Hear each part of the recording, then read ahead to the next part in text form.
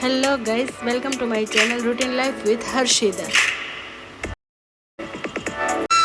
સો guys, આજે મોર્નિંગની start આપણે કૃષ્ણ ભગવાનના દર્શનથી કરીશું. Good morning guys.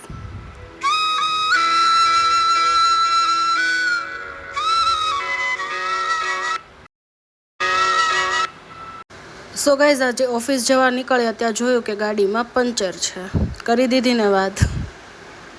સો હવે આપણે આવી ગયા છીએ પંચરની દુકાન પર. પંચરની દુકાન પર આવીને જોયું ને તો ગાડીમાં હવા ઓછી નથી અને પંચર છે. તો હવે પંચર રિપેર કરાવવું પડશે, એ સિવાય તો ઓફિસે પહોંચવું બી પોસિબલ નથી. પણ ત્યાં પંચરવાળા કાકા કે હજી એક બીજી ગાડી બી લાઈનમાં છે, એ ભાઈને બી ઓફિસે જવાનું છે. સો એમનું પંચર પહેલાં કરીશ. તો મેં કીધું કે વાંધો નહીં, હું ઓફિસે કોલ કરીને જણાવી દઉં છું. હવે જે ભાઈનું પંચર હતું એમનું રિપેર થઈ ગયું. પછી કાકાએ આપણી ગાડી લીધી. આપણી ગાડી એમણે ટાયર નીકળવાની ટ્રાય કરી ને તો એમનાથી ટાયર નીકળ્યું જ નહીં. તો હવે પછી કાકા મંડી પડ્યા હતા આપણે હથોડી લઈને. જેમ તેમ કરીને એમને ટાયર અલગ કર્યું, પંચર કરી આપ્યું.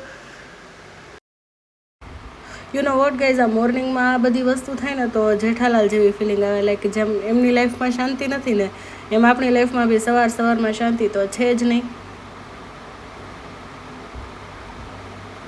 હવે આપણે પંચર માટે ટાયર તો નીકળી ગયું છે. પંચર હવે કાકા અંદર શોપમાં રિપેર કરે છે.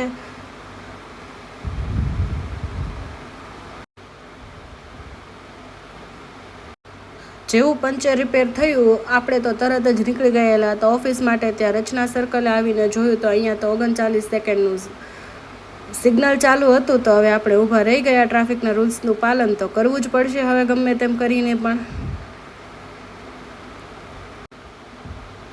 સો ગાઈસ, રચનાથી નીકળીને ત્યાં મને એવી ફિલિંગ આવી કે ગાડીની બ્રેક ફેલ છે. સો ગાડીની બ્રેક બી રિપેર કરાવવી પડે એમ હતી. તો આપણે ગાડીની બ્રેક બતાવી દીધી ને એમણે કીધું કે કેબલ ખરાબ છે. થઈ ના લાઈફ મારી ખરાબ. સિરિયસલી આઈ ફીલ્સ લાઈક મેં ક્યાં કરું, મેં મર જાઉં.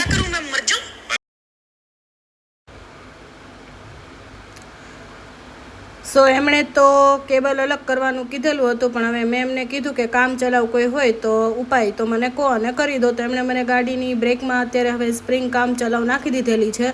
કાલે આ પરમ દિવસે આપણે સર્વિસ સ્ટેશન પર મૂક્યા, કંપનીમાં જ મૂકી દઈશું.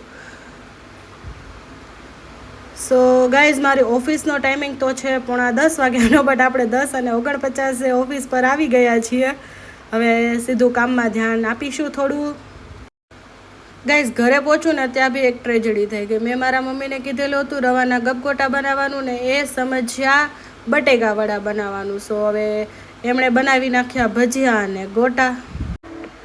જોયું ને આજનો મારો દિવસ આટલો ખરાબ હતો. મારું મન હતું રવાના ગપગોટા ખાવાનું અને થઈ ગયા છે ઘરે ચણાના લોટના ભજીયા. જે સિરિયસલી ગાઈઝ મને બિલકુલ બી નથી ગમતા, બટ હવે વાંધો નહીં, આપણે અન્નનો અપમાન નહીં કરીએ અને જે બન્યું છે તે જમી લઈશું શાંતિથી, પ્રેમથી અને ઇજ્જતથી. સાથે બની ગઈ છે આંબલીની ચટણી. તો હવે હું મમ્મીની હેલ્પ કરવા લાગી છું.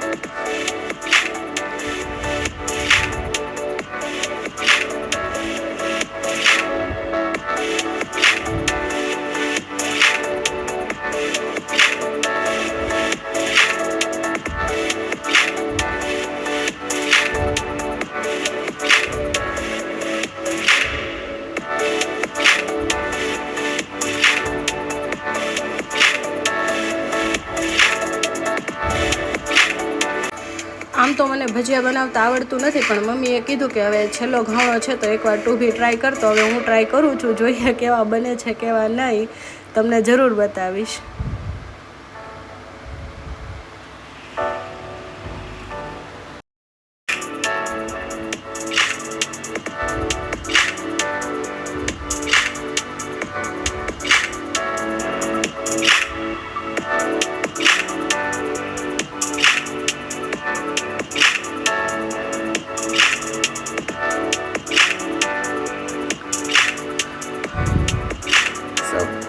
સો ગાઈઝ, તમને લોકોને ખ્યાલ જ હશે કે હવે આપણે જ્યારે છેલ્લો ઘાવણો હોય ને ત્યારે ગેસ બંધ કરી દઈએ ને તો થોડો ગેસ બી ઓછો પડે, તેલ બી ગરમ હોય તો ભજીયા બી ચડી જાય. તો આપણે કરીશું એ રીતની ટ્રેક ચાલુ અને કરી દીધો ગેસ બંધ. તમે જુઓ છો ભજીયા આજે આપણે તેલ ગરમ છે, સો ચડે જ છે.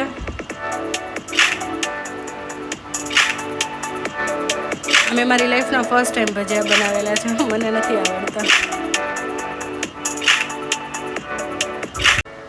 જમતા જમતા ભાઈને છે ટીવી જોવાની આદત, અને એ બી અમારે હજી તો એને નાનપણ તો જતું જ નથી, તો એણે ચાલુ કર્યું છે મોટું પતલું. હવે મોટું પતલું જોતા જોતા ટીવી જોઈએ છીએ. જમીને નવરા થઈને હવે નીકળી ગયા આપણે લોંગ ડ્રાઈવ પર ભાઈ સાથે.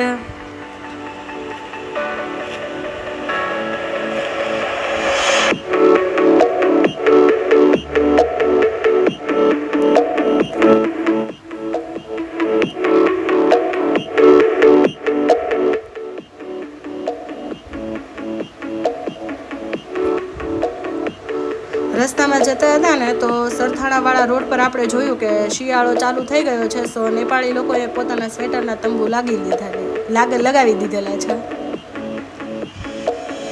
આ રોડનું નામ કોને ખબર છે કમેન્ટ કરજો.